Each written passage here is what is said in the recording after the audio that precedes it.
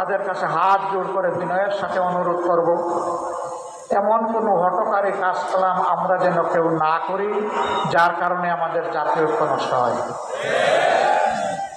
আমরা যেন কেউ চুরিচামারি না করি, চাঁদাবাজি না করি, দখল বাণিজ্য না করি, ঘুষের ভাগ না বসাই, মামলা বাণিজ্য না করি এবং ফ্যাসিজম ফিরে আসে, ফ্যাসিস্টকে আমরা যেন কোনো ধরনের আশ্রয় প্রশ্রয় না রাজনীতি আছে, কোরআনের রাজনীতি আছে। আমরা বিশ্বাস করি, বাংলাদেশের মানুষ বিশ্বাস করে ঐক্যবদ্ধভাবে এগিয়ে যেতে হবে।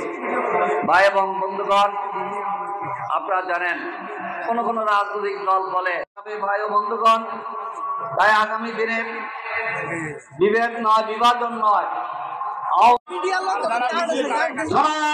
আব্দুল আজিজ স্যার, আমি তাকে শুভেচ্ছা বক্তব্য রাখার জন্য অনুরোধ করছি। ছাত্র আন্দোলনের কুড়িগ্রামে যারা নেতৃত্ব দিয়েছেন, অশ্লীল কাজ, ঘৃণিত কাজ আর বাড়াবাড়ি সীমালঙ্ঘনমূলক আসুন আজকের এই বাংলাদেশ মুক্ত হলে যে বাংলাদেশের জন্য আমাদের ছাত্র জনতা জীবন